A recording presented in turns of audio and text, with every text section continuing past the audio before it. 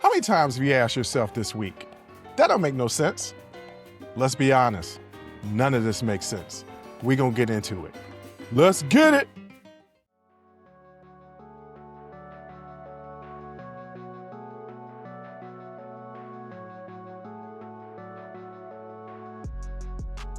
Welcome. First of all, welcome. This is Unsolicited Perspectives. I'm your host, Bruce Anthony, here to lead the conversation in important events and topics that are shaping today's society. Join the conversation and follow us wherever you get your audio podcast. Subscribe to our YouTube channel for our video podcast, YouTube exclusive content, and our YouTube membership. Rate, review, like, comment, share. Share with your friends, share with your family, hell, even share with your enemies.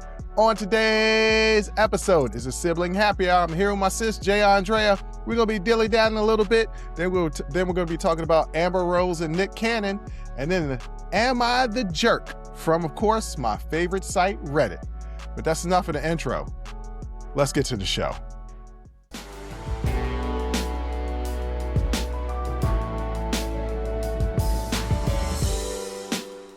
What up, sis? What up, brother? I can call it.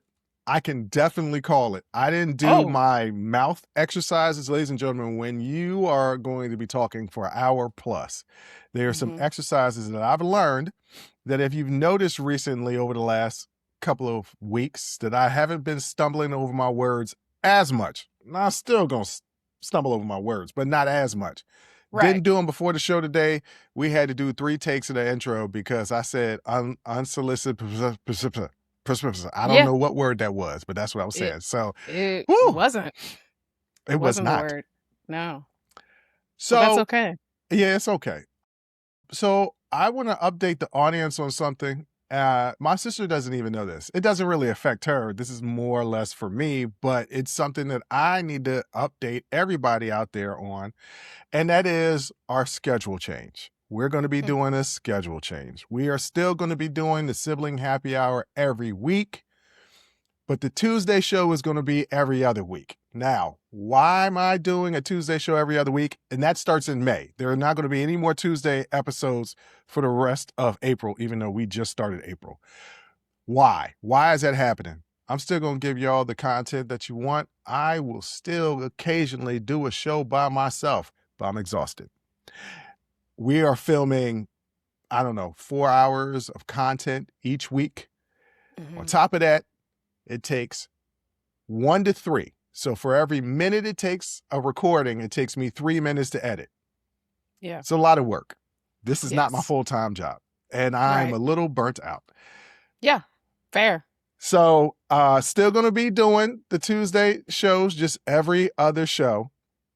But this will also give me an opportunity to start doing some of the other projects that I want to do with this podcast. So limiting my work, but not really limiting my work. I want to start streaming. I want to start having Sunday Fun Days with Bruce, all that stuff that is the top tier for the membership program that nobody has signed up for, by the way. I got a little bit of the lower tier memberships, but okay. But maybe the reason why you haven't signed up because I haven't started doing the top tier stuff yet. I want to start doing that. So the show isn't changing. We're just adjusting, which is going to be better. Pivot.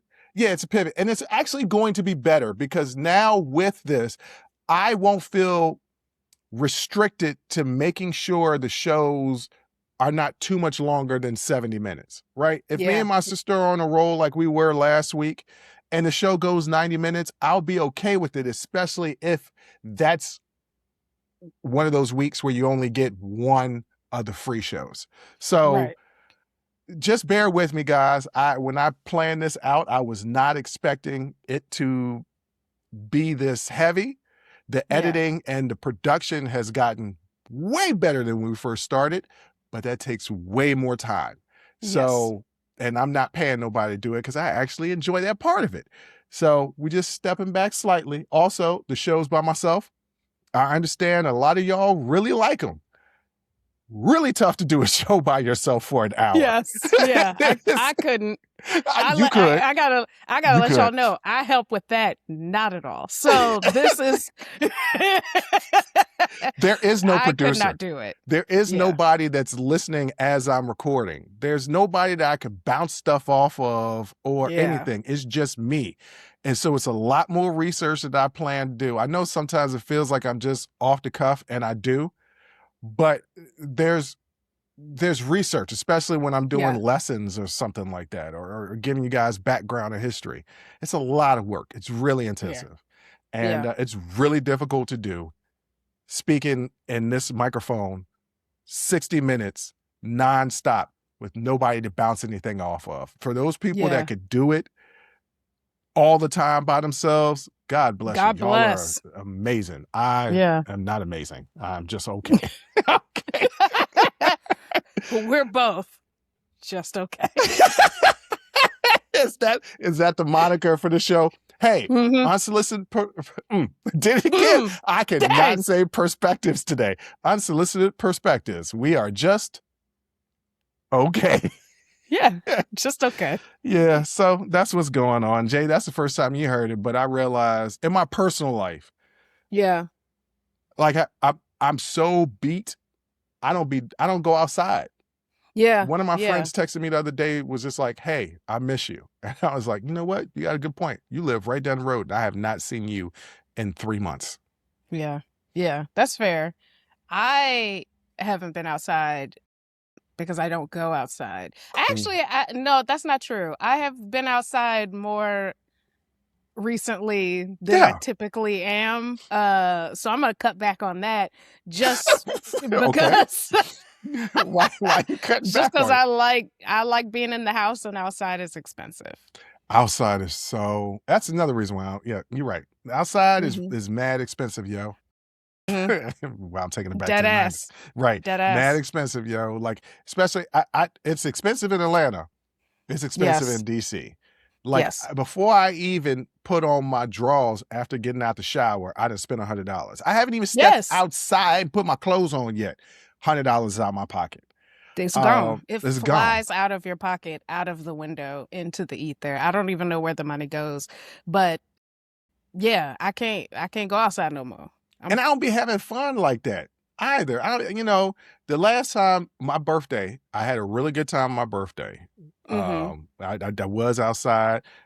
People met me for lunch, and then people met me for not really dinner, but after hours. And my birthday, I was outside. That was fun. That was fun. Yeah. But most of the time, man, I just be like, hey, why you invite me to this? And I got to spend money, and I'm not having fun. Especially if I'm spending money and not having fun. It's like, what is going on? I left an event early Sunday, which you're like, why did you do something Easter Sunday? Maybe that was why it wasn't fun, but it was advertised as a fun day on Sunday. It was advertised as a fun day. It was advertised as a fun day. And I went, and I'm just like, y'all ready? Or I had a drink. I people watched. I'm ready to go home. Well, I will say this. We are planning a siblings weekend. Yes. I'm not going to let the audience out there know, because then they'd be like, oh, they going to be outside. We going to come outside. No. Yeah. No. But maybe. Because I talked to a mutual friend of ours from Atlanta who might fly in that weekend. And if they do, I guess we're going to be having a party at your place. Cool. Yeah, I guess that's just what we're going to do. You know what? That's one of them occasions. That's really, I love being Black, because what we going to do? Throw something on the grill. Throw something on the grill? Throw something right on the grill. You don't even have a grill. Yes, I definitely do. It's on the deck. Oh, okay. Never saw it. Yeah. But we are planning. It's bright red. Yeah. Okay. All right. Whatever. Look, I'm old. I be missing stuff. Don't ask me about nothing. But I am looking forward to that, and we will have fun. But we planned it like 2 months in advance. Yeah. And it's like, all right, okay.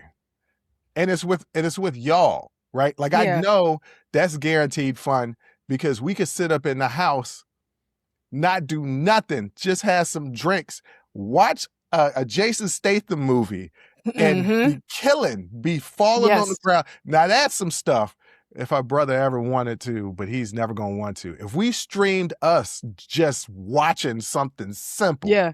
that's Yeah. entertaining as hell, or at least That's a I think show. so. I do too. Yeah. I mean, we stop and get on Google every 5 seconds to research something. But Because one of us has to be right.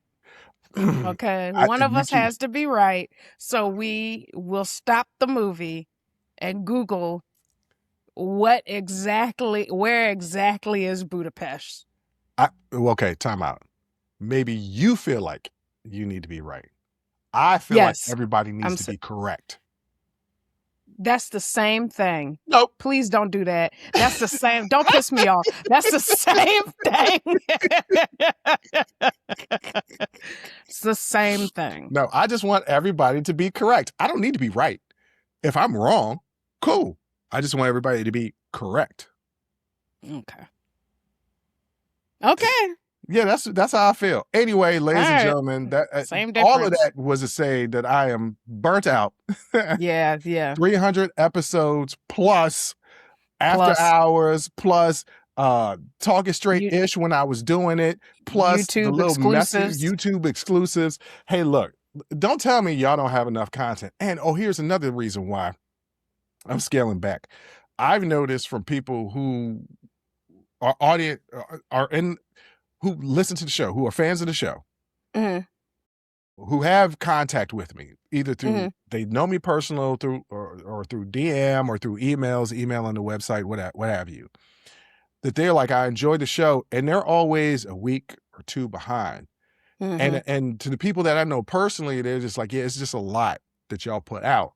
So I Yeah. try to keep up.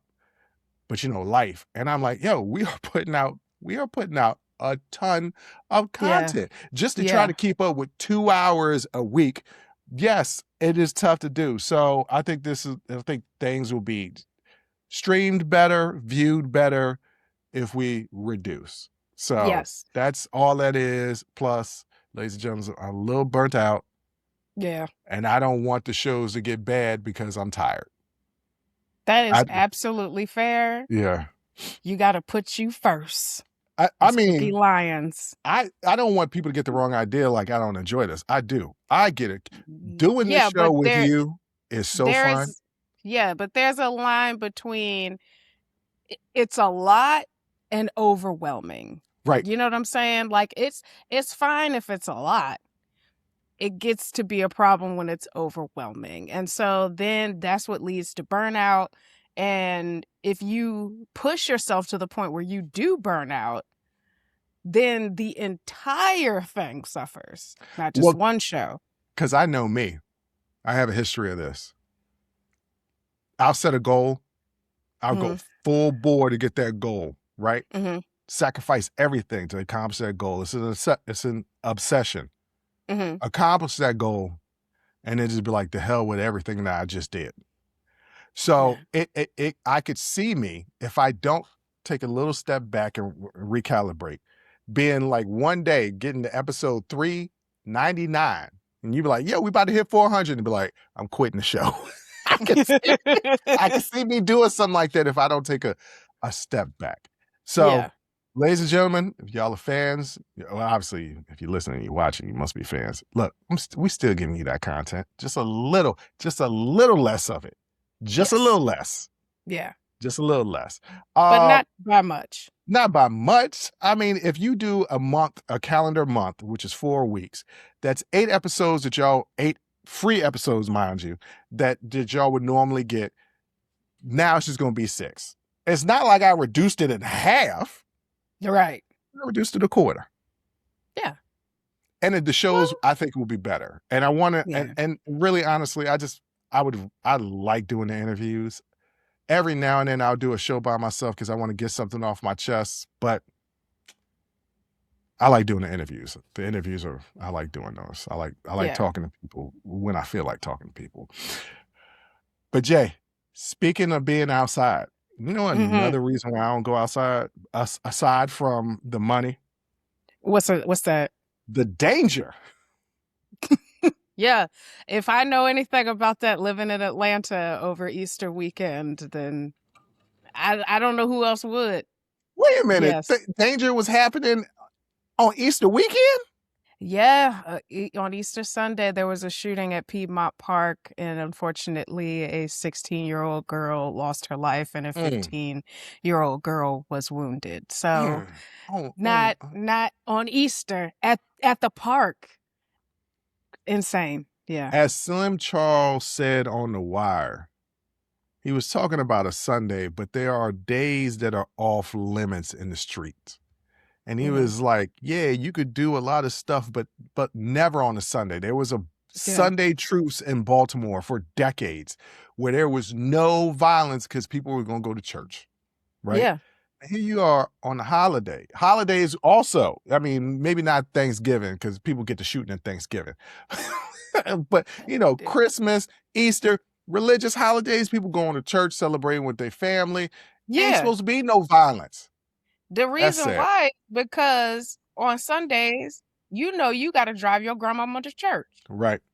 So you can't have no beef in the streets. Not on Sunday. Not on Sunday. I gotta take mama to church. Like, that's... Get up with me on Monday. 12:01 Monday. 12:01 a.m. You can holler at me. Yes. But from 12 to 11:59 p.m. on that Sunday, it's off limits. So I'm sorry to hear that. Somebody else got shot. Yes.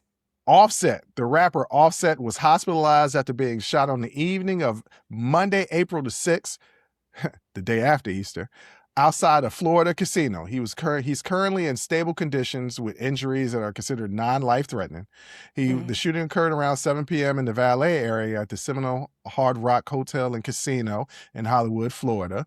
Authorities stated the shooting followed a physical fight that broke out near the Valet area. Offset repeatedly suffered a gunshot wound to the leg. Police detained 2 individuals at the scene. Rapper Little TJ, spelled Tjay. Okay. Lil TJ was among those detained and was charged with disorderly conduct and operating a vehicle without a valid license. Lil TJ's attorney has denied his involvement in the actual shooting, stating that he has not been charged with any shooting-related crimes.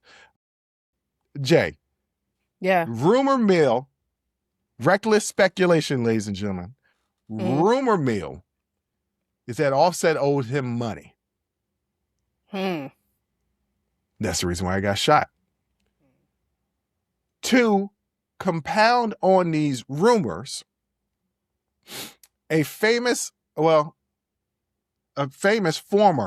NFL player, Dez Bryant, said that Offset owed him about 10 grand and he went to check him and Offset's boys came at him. Why does Offset owe Dez Bryant $10,000? Rumor has it Offset don't be paying his debts. That's the rumor mill in social media, that he don't be paying his debts. And he got a lot of people that he owed money to, even casinos. So you dodged a bullet, Cardi. Well, I would say that even though all these things are rumors, his character has always been in question because of his marriage to Cardi. How many times he Elaborate. cheated? How many times he cheated? Honestly, I don't think we'll ever know, but too many. It seemed like he don't have a code. Right. And you can't be from the streets and not have a code on anything, right? Like dudes will cheat on women and say, but I still got codes. I pay my debts. You can't be a man that cheats on women and not pay your debts.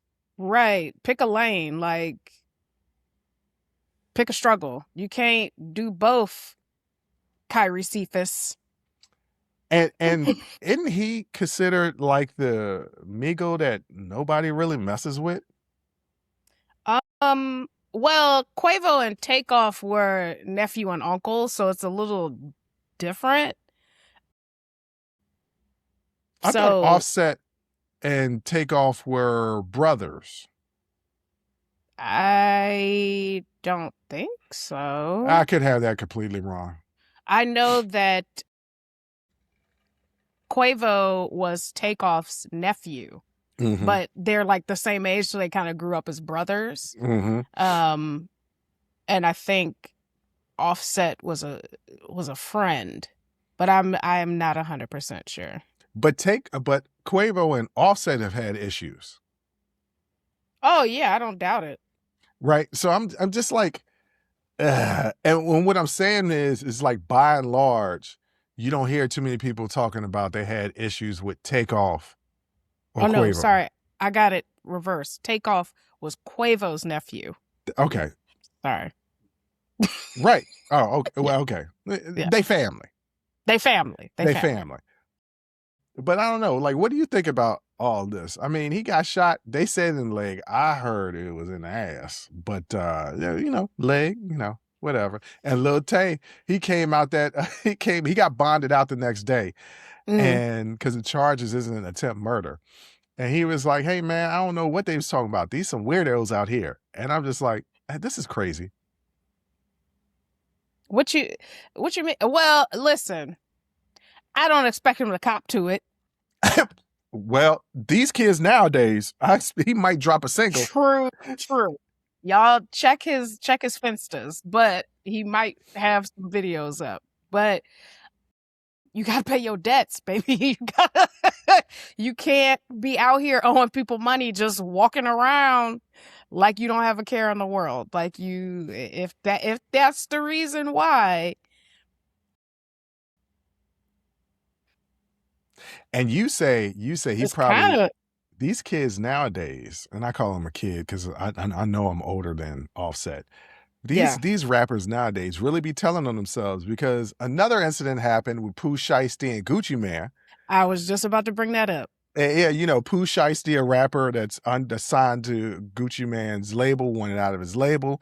Gucci Mane was like, "No, I'm not about to let you out of your deal," and decided to kidnap him and hold a ransom and try to force him. He tried to Big Red from the 5 Heartbeats him, right? Well, he tried to Vito Corleone, Johnny Fontaine him. So, yes, I was just about to bring that up. Federal prosecutors have charged Pooh Shiesty and several others in connection with a January 2026 incident that allegedly turned a routine music business meeting into a violent crime. Authorities claim that the group lured victims tied to Gucci Mane's 1017 records. Gucci Mane himself rumored to have been in attendance in this kidnapping, to the studio under the guise of contract negotiations, and held them at gunpoint, forced them to sign documents, and then robbed them of cash and valuables. Because honestly, you're there. You know what I mean? I really just wanted y'all to sign these papers, but since you're here, go ahead and come up off that chain your mama got you. But these idiots were posting wearing the stuff. Like, there was a watch that was stolen, wearing the stuff on their Instagram pages. And I'm like, yo, y'all ain't got no fence nowhere. Like, back in my day, ladies and gentlemen, I'm talking hypothetically here. Back in my day, if you was going to hit for a lick, that's a robbery. And you got some stuff that you knew that you, like, say you robbed somebody for their starter jacket. Yes. You can't go walking around in that starter jacket. No. You got to sell that starter jacket. You gotta, yeah. Yeah, I mean, I saw this on Instagram, and it's true. His name isn't Pooh Trustworthy. You posted that? I fell out my seat laughing. So did I. I fell out my seat. He is not Pooh Trustworthy. He Pooh Shiesty. He's Pooh Shiesty. So, so you get what you get with that. You wanted to have dealings with a gentleman named Pooh Shiesty. And so that's what's going to happen with that. Well, ladies and gentlemen, that's enough of the diddly-daddling that went long. But guess what? Since y'all only getting one show this week, that's okay. That's all right. But transferring from, or transitioning, not transferring. I don't know why you would transfer. Transitioning from one messy situation, we're going to talk about people trying to rewrite history. And we're going to get into that next.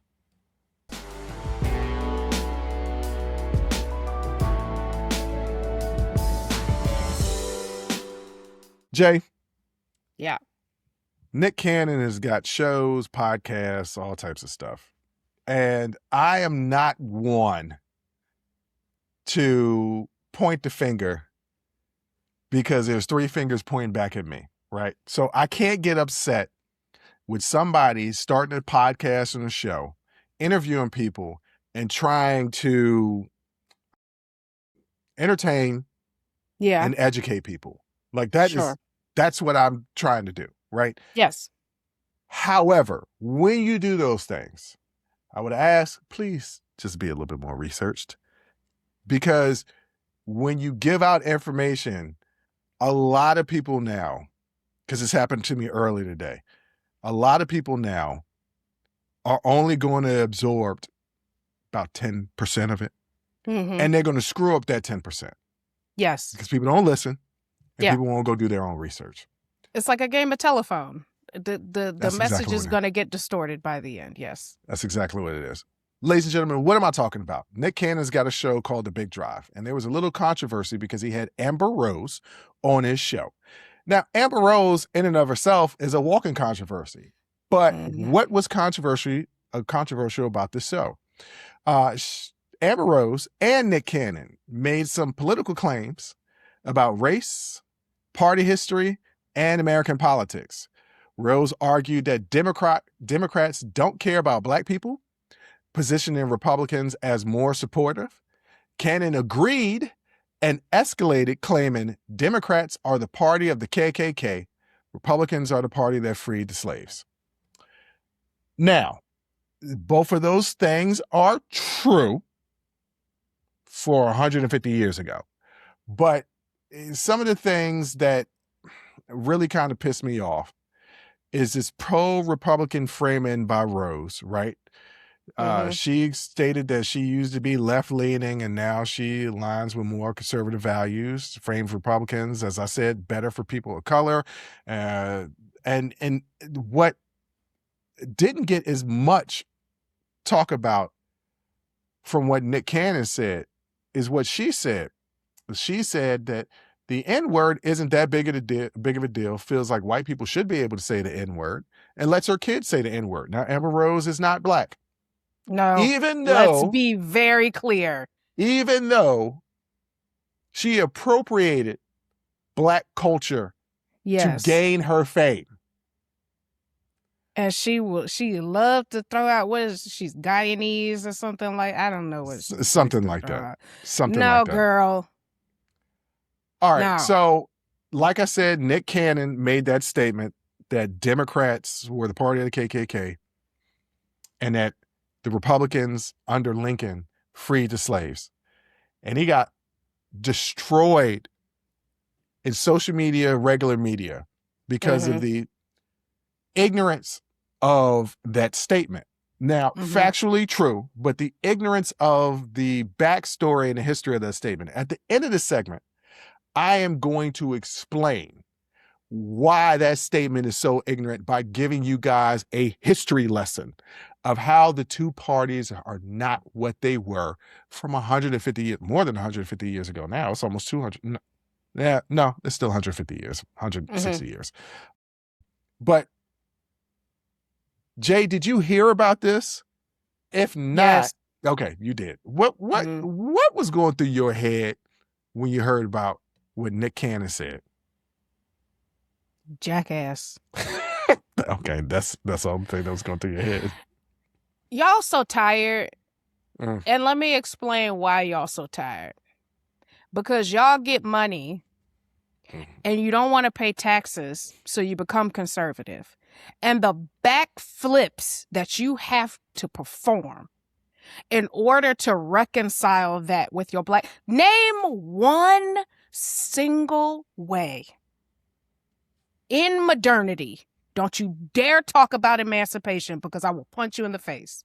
Name one single way in modernity that Republicans are not even better for people of color, because you can make a decent argument against the Democratic Party and the things that they've done for people of color. You can make a decent argument about that. If you want to have that discussion, we can.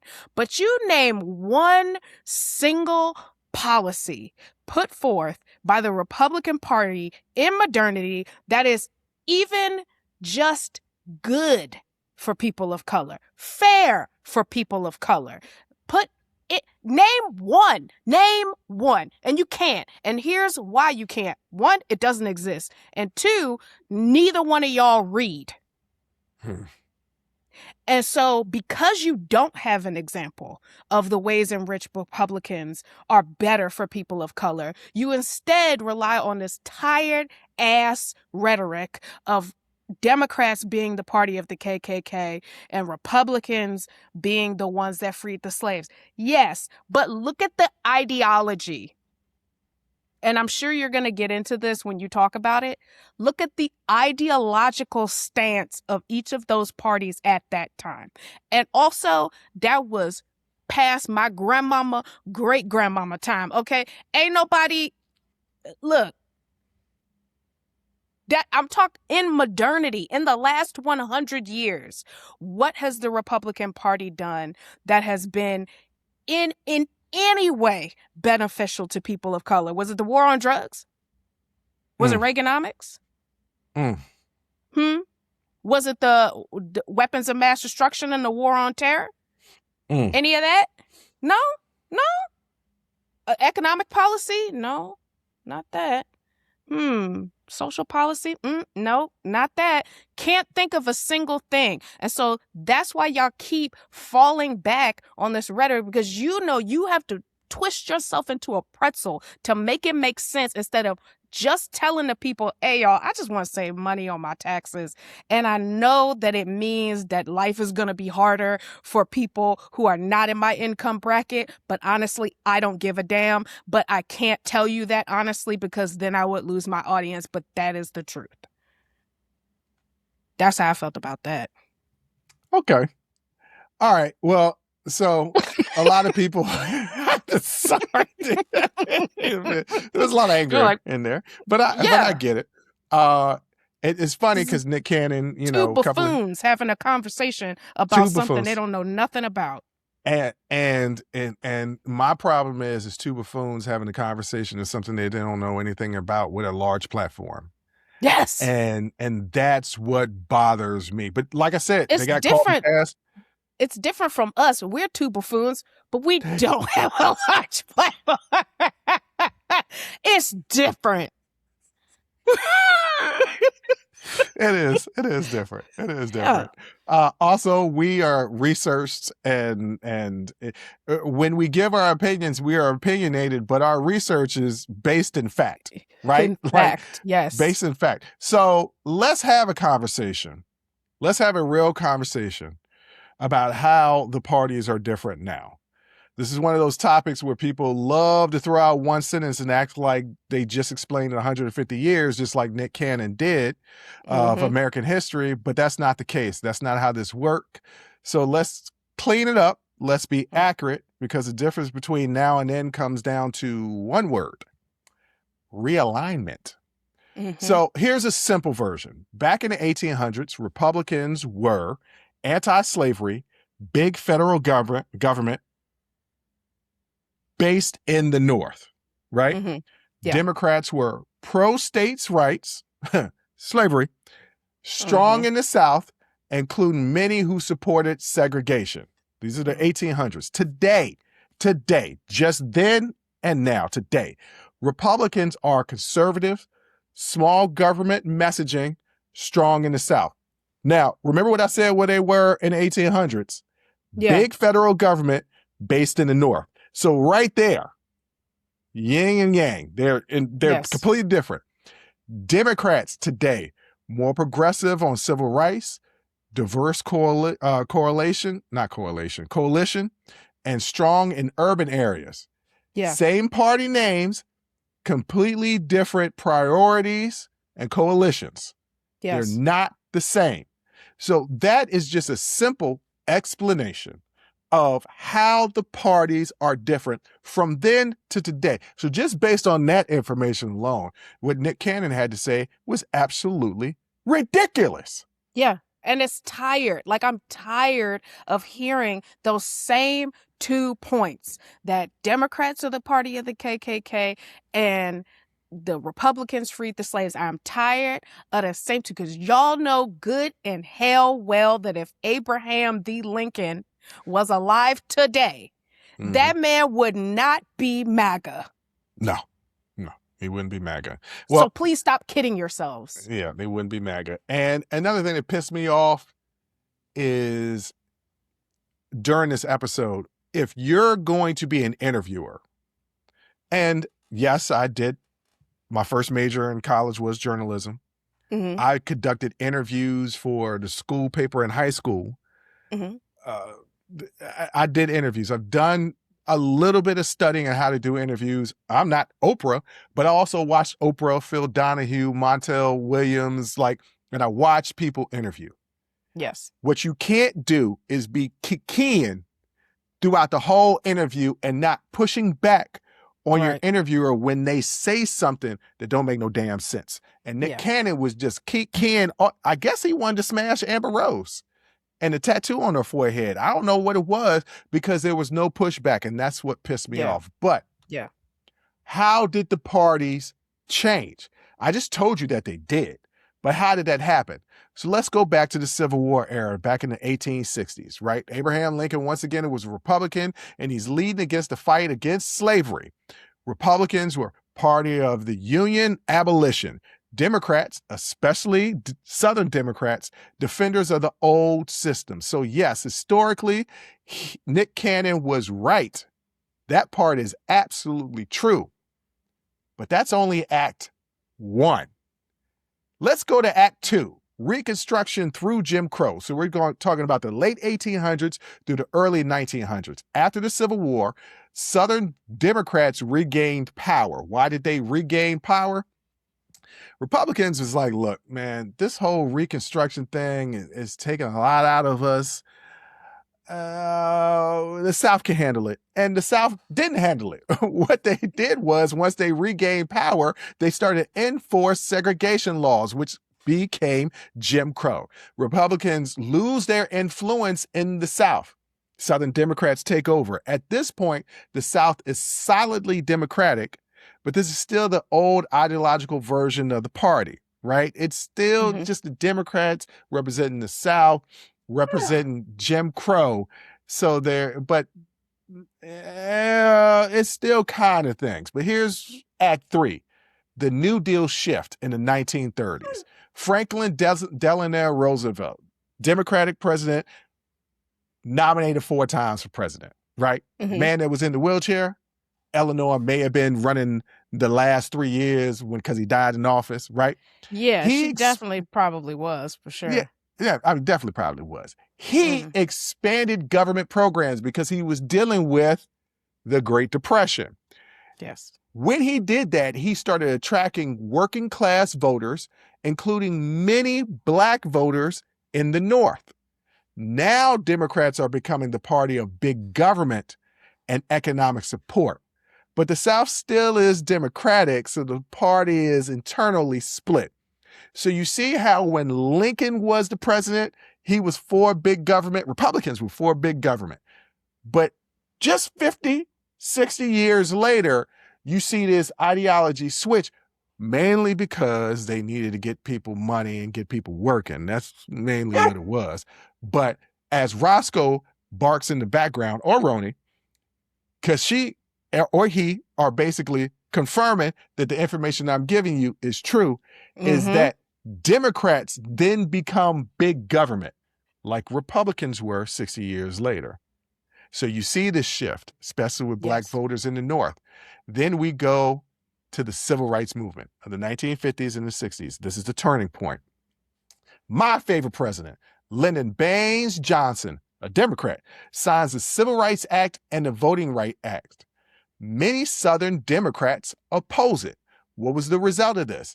Black voters moved strongly towards Democrats.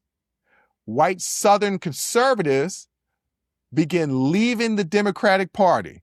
This is where the ideology flips. It starts to become even more visible, and they start to become Republicans. Yeah. This is why you see the Republicans dominate the South. The Democrats dominate everywhere else, because they didn't want Black people to get their rights. That's really what it was, right? Yeah. It goes even further. Then we get into the Southern strategy. This is the 1960s through the 1980s. Republicans began appealing to disinfected Southern white voters, emphasizing on state rights. Does that sound familiar? Sounds so familiar. That sounds like something that the Democrats were doing during the Civil War, but this is the Republicans doing it now. Also, law and order and cultural issues. These are all so very familiar. Yes. Over time, the South shifts from Democratic to Republican, with conservatives consolidating in the Republican Party. So what does all this mean in simple talk? I feel like I just laid it out to where you could really understand it, but I'm going to break it down even more for you. When people say Democrats were the party of the KKK, they're talking about a different version of the party from 150 years ago. When people say Republicans free to save, they're talking about a different version of that party too. The names stayed the same. The ideology and the voter bases switched. Yes. But here's the real takeaway in all of this. This is why these arguments feel slick but incomplete.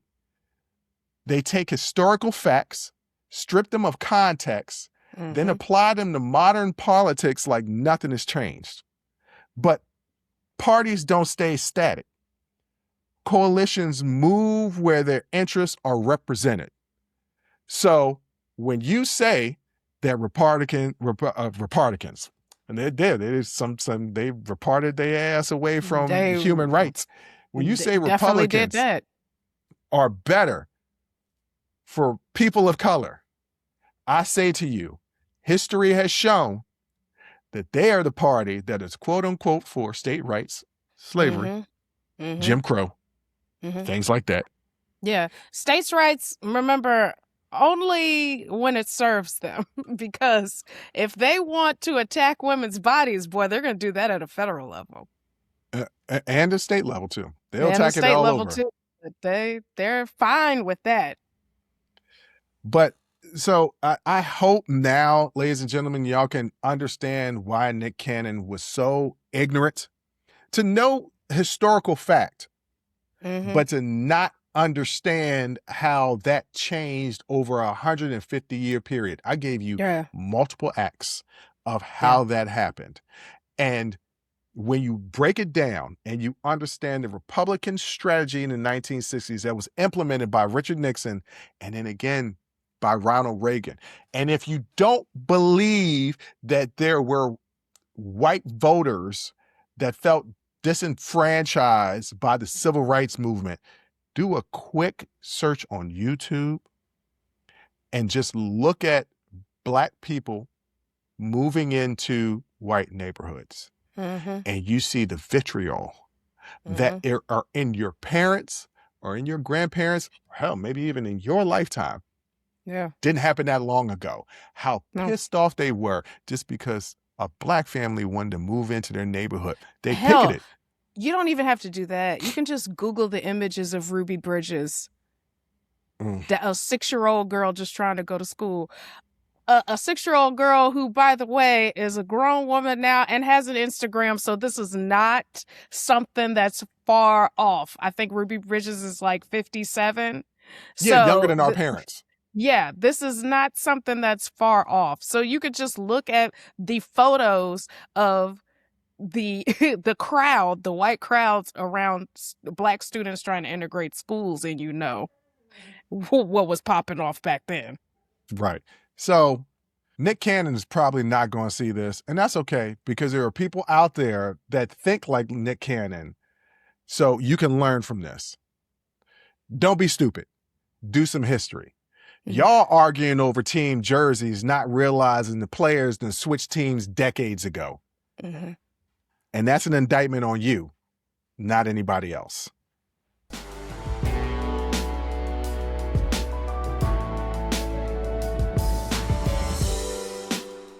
Jay, I had a crazy dream and you were in it. Oh boy. You and Dad were in it. Okay. You know the best sleep that you get, we've talked about it before. I checked my alarm. I had to wake up at 7 o'clock this morning. Mm-hmm. I checked my alarm. It was 6:15. I said, all right, I got 45 minutes. Let me roll over. Somewhere in there, I fell into a deep sleep for that 45 minutes. That's where it happens. That's where it happened. I don't know when it happened. I just know it happened because I remember my dream. So here's the dream. And I don't know what this means, but here's the dream. Dad is driving us to school. We're both in high school.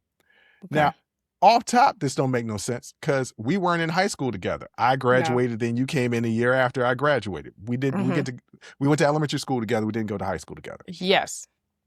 So Dad is driving us, and you say, because you're in the front seat, I'm in the back seat, probably because you call shotgun. Mm-hmm. And you say, you know what show doesn't get talked about enough? And I say, what? You say, Charmed. And I go, Charmed? What? He's like, yeah. And I was like, hey, you know what? That's funny that you bring that up because I watch Charmed a lot. In the dream, I said this, but in real life also, because it comes on TNT. And during the NBA playoffs, the games are always on TNT. So the next morning when you turn on the TV, it's on TNT and it's always Charmed. Yes. And then I said, low key, I'd never turned the show off. I'd be in the middle of the episode and I would stop and watch. And then you said, well, yeah, they did some good casting to make sure people watch. And I was like, yeah, because I did have a crush on Alyssa Milano. So then that was our conversation about Charmed. Then we get to school. You disappear. Now it's just me. Okay. And for some reason on the way to school, I was tripping. I was like, yo, I can't remember my locker code. Which, by the way, somehow I remembered it. It was 11, 13, 15. That's not my real locker code, but it was in the dream. So I might need to play them numbers. Yeah. So, and somehow along, I'm hungover as well, going into high school, which never happened. Okay. Okay. Yeah, no. So for some strange reason, my books are on the ground. I'm wearing a hat and sunglasses because I'm hungover. And my books are on the ground and I'm about to start picking them up. And somebody comes in and just starts touching the book, touches everything that's mine. And I turn and look and I'm like, man, what the hell are you doing? And I look and it's a person that has autism. And so they're just touching. And then they spray it down with hand sanitizer. And I was like, oh, that's considerate. And because at first, when they was touching my stuff, I didn't know they had autism. I was about to, press them. Yeah. But then I was like, oh, man, you have autism? My bad. I'm tripping. So I get ready to go. And you just knew this in the dream. Well, because of the way that they were touching my stuff. Okay. In the dream, it made sense, right? Okay, sure. But it didn't end there. Because as I'm getting ready to go pick up my stuff, another person that has autism sprays hand sanitizer and then starts touching individual stuff. And I said, did Dad drop me off on the autism exit and entrance of the school? I was like, what the hell is going on? And that was a dream. Now, you say to yourself, Bruce, why the hell are you bringing this up? Yeah. One, I think dreams have meaning. They don't. They do. They do. There have been whole studies done of it. It's all bunk.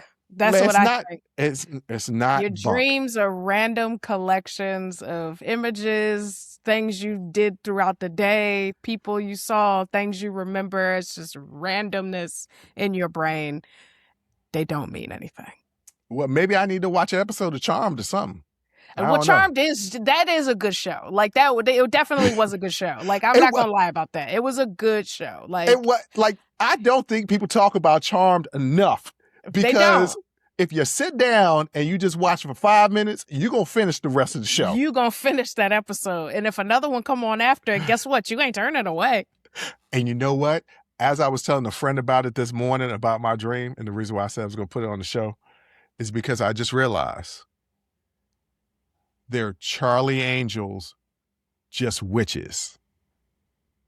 Yeah. They're Charlie Angels. That's all they are. That somebody was like, what if we came up with Charlie's Angels, but they're witches? Yeah. And That's we essentially grabbed the fine ass Alyssa Milano, who, by the way, I've had a crush on since who was a boss. Like, I think that's the reason. I think she is the reason I have a thing for Italian women. Mm-hmm. Is her and the woman from Jungle Fever. Got it. I'm just gonna put that out there. If you look just so to let the people know. If you look like either one of them women, I'm gonna tell you right now, I'll go through a lot of BS to make you happy. But yeah, that was my crazy ass dream. I think it means something. Okay. I think it does. don't know what. I think me neither. It just means you don't like people touching your stuff. Well, that's self-explanatory. I do not like people touching my stuff. But I'll make an exception if you have autism. Okay. Good to know. Just in case anybody's wondering. You see me out in the street, don't pretend you have autism just to touch my stuff. That's going to piss me off. Yes. Yeah. So a quick question. Where does Marissa Tomei fall in this? Oh, God. Okay. I forgot. Okay. So Marissa Tomei, it is, first of all, okay, I got it all wrong. We talk about my fascination. See, I have a fascination with, I realize what it is. Exotic isn't the right word. It's different looking. This is what I mean by that. Mm-hmm.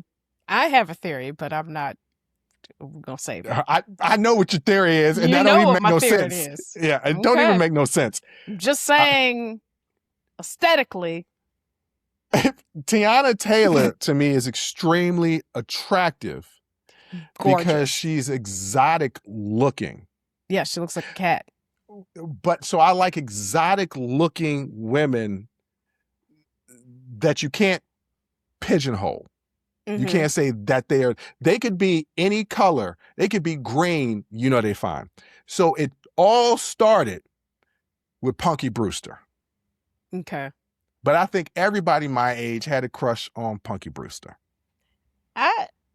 You know what? You're the only one I've ever heard that from, honestly. A rebellious hellion. Look, let me tell you something. If you're a rebellious hellion today, odds are you still got a shot with me.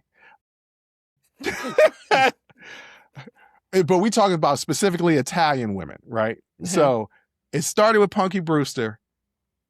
It went full bore into Alyssa Milano and Who's the Boss. Then it was Marissa Tomei because she was on a different world.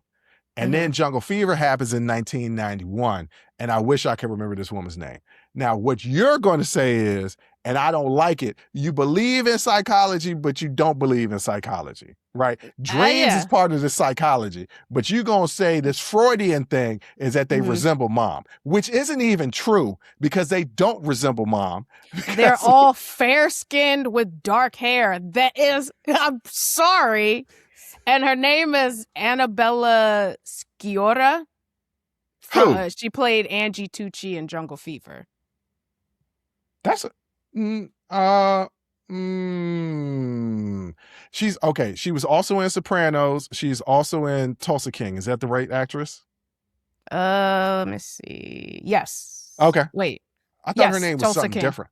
Annabella I thought her name was Sciorra.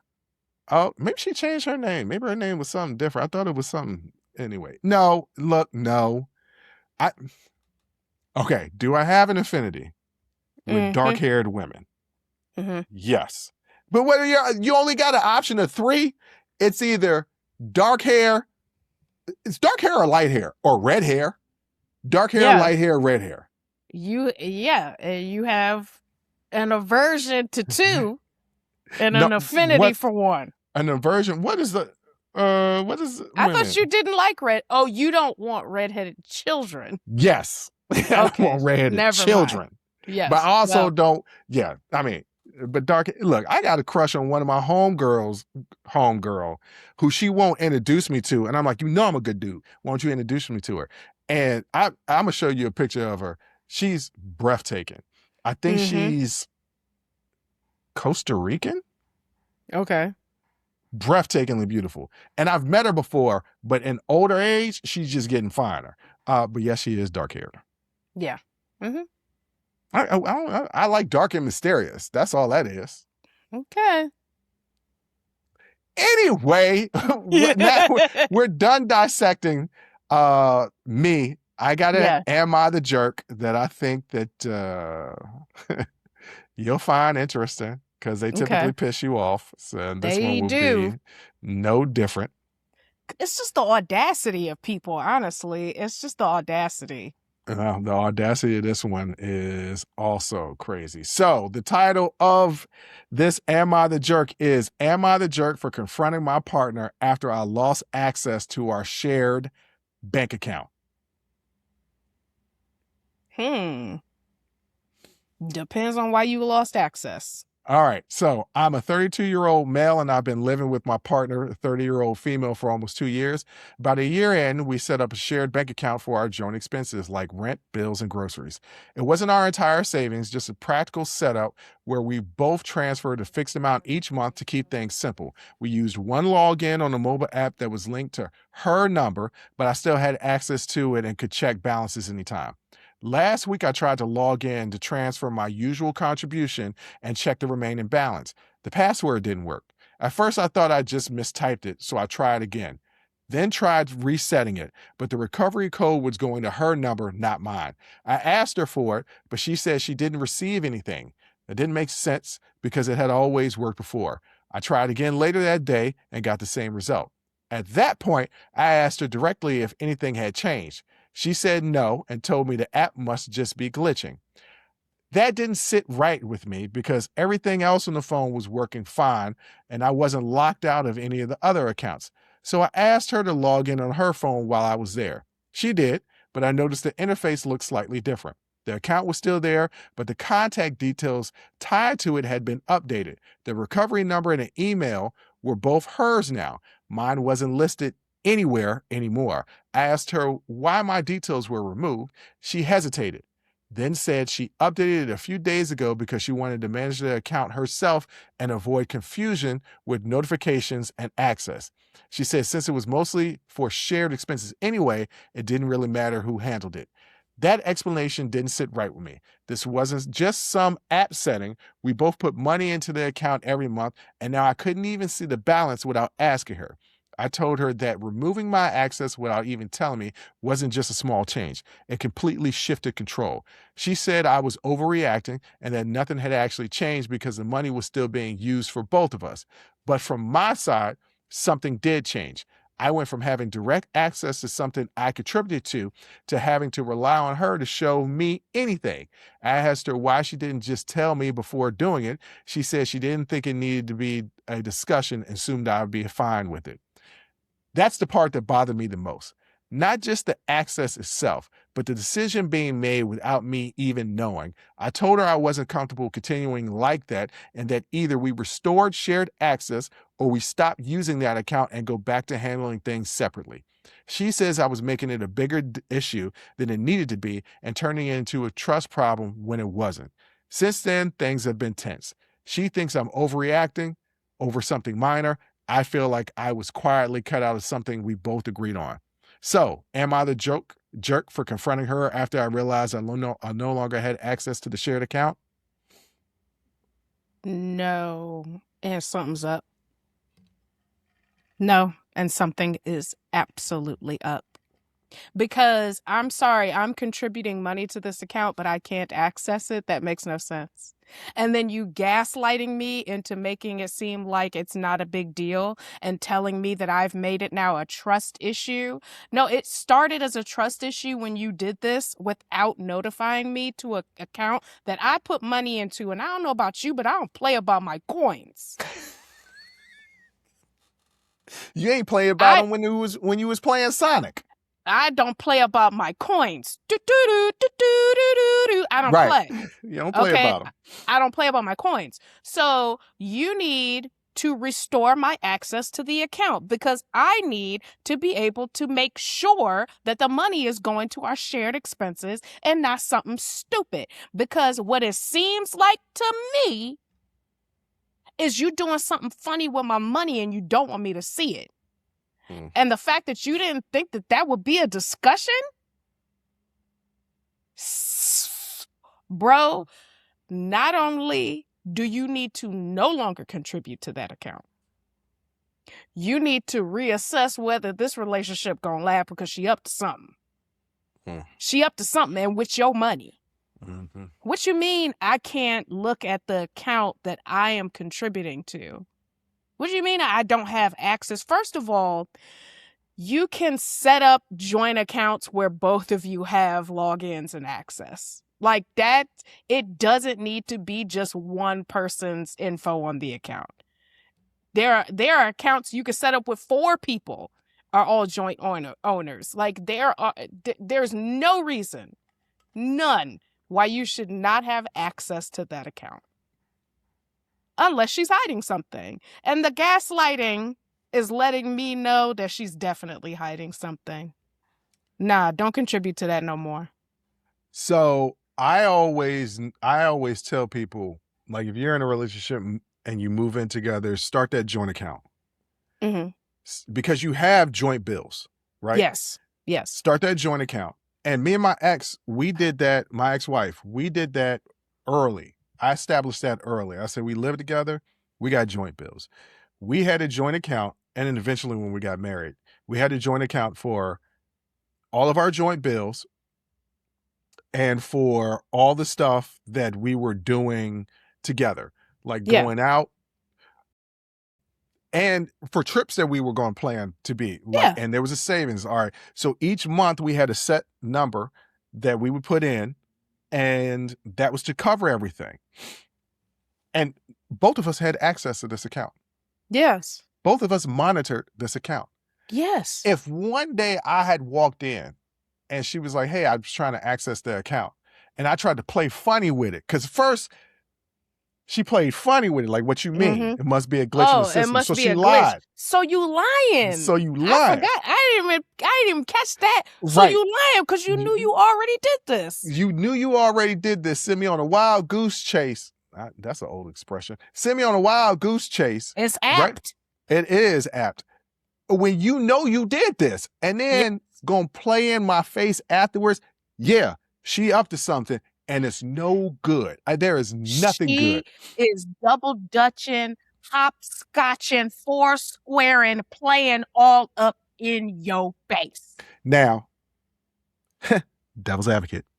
You always say the devil don't need an advocate. It's not truly a devil's advocate. It's just an expression. But she could be using that joint money that they set aside, for her stuff, and setting aside extra for a trip that she might have surprise, and that might be the reason why she doesn't want him to have access. Because you can't siphon that money out of the account, moving into another account for something like that.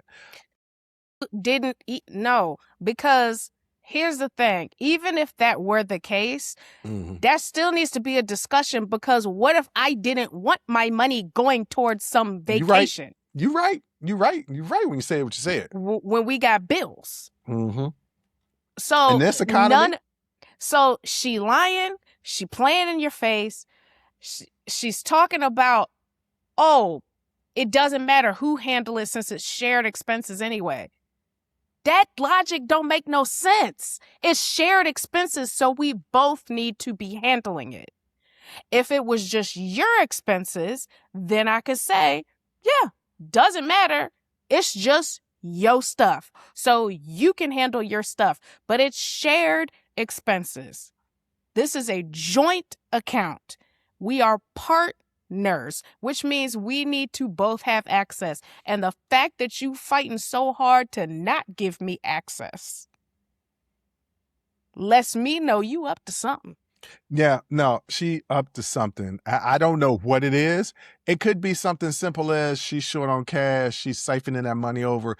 But if y'all were like me and my ex and put an exact amount to cover expenses and everything, and you start siphoning money off, that means rent ain't getting paid. That means utilities ain't getting paid. That means the cell phone ain't Check getting them paid. bills. You got to check them Check bills, them man. bills. You can't, look, bro, you need to leave. I'm going to be real honest with you. You need to leave, because I don't know the reason why she changed it, but it's the fact that she lied about it at first. Mm-hmm. I definitely wouldn't put any more money in the account. Matter of fact, I'd be asking for my money that I put in for the bills that hadn't been paid yet. I'd be like, look, deduct the money from those bills that haven't been paid yet. Give me my money back, and I'm gonna just write. We're gonna write checks. We're going back to writing checks. Yeah, I'm gonna write you a check. Let me get your cashier's check, because we ain't putting money. I'll no go to more Western in this. Union. Don't play me. I'll pay the $25 for a money order. Don't play with me. Money orders are so damn expensive. Why is it expensive to send your money? Right. Damn, that don't make no damn sense. Sir, you are not the jerk. No. But I feel like you should be a bigger jerk, because I would be pressing her. Yeah. You ain't gonna gaslight me. Man, you said y'all been together for a couple of years. It's over. No, it's over. So it's over. Yeah. It's over. So you can no, go. Ain't no way. She doing something funny with your money. Mm-hmm. Jay, what do you want to tell these people out here before we get out of here? Y'all stop letting people play in your face. Y'all can see them double dutching, pass and go, collecting $200, all kind of stuff in your face, and you just looking everywhere but what's in front of you. You was playing a lot of Monopoly today, weren't you? No, actually, I've been extremely busy all day, so I have not got an opportunity to do that. But like, people, like, y'all are letting people play in your face. Stop it. Listen, if it gets to the point where you're asking people online if you're crazy or not, just 9 times out of 10, you're not tripping. Well, no, there's been some times in here that people been tripping. 9 times out of 10. I think it's higher. I think it's lower than that. 9 times out of 10. No, the ones that you have brought to me.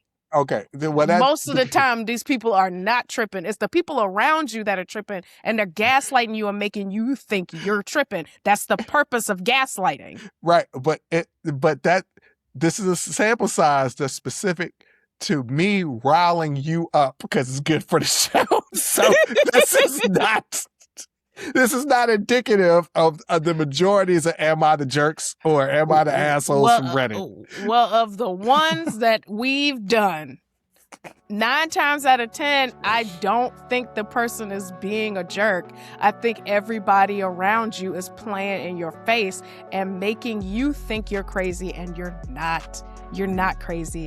Follow your gut. Follow your intuition. Break up with that girl because she's doing something funny with your money, and y'all cannot be playing with your coins in 2026. Please stop doing it. You ain't never lied. But on that note, ladies and gentlemen, I want to thank you for listening. I want to thank you for watching. And until next time, as always, I'll holla. Woo! That was a hell of a show.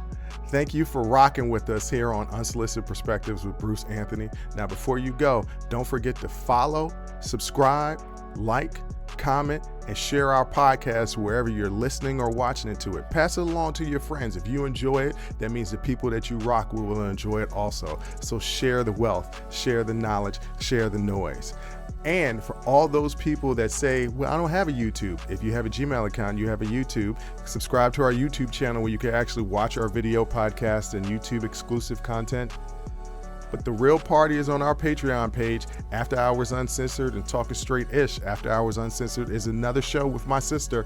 And once again, the key word there is uncensored. Those are exclusively on our Patreon page.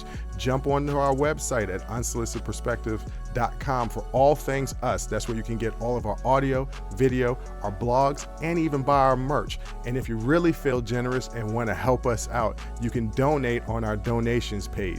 Donations go strictly to improving our software and hardware so we can keep giving you guys good content that you can clearly listen to and that you can clearly see. So any donation would be appreciative. Most importantly, I want to say thank you for listening and watching and supporting us. And I'll catch you next time. Audi 5000. Peace.